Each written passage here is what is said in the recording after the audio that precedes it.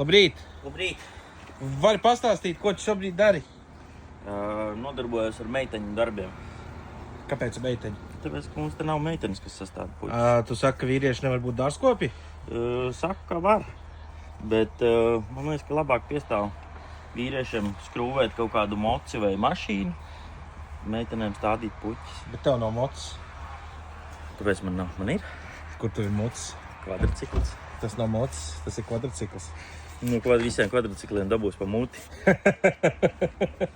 Bet arī šo darbiņu, redzi, ja ļoti grib, tad var.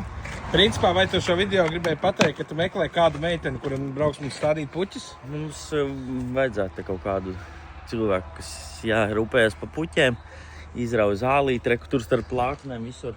Reku var redzēt pie kaskaja aug pienene.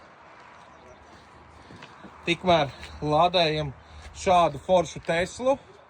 Arī iespējams iegādāties Model S. Protams, lādējam viņu no parastās rozetes, tādēļ tā lādēšana tāda nedaudz lēnāka.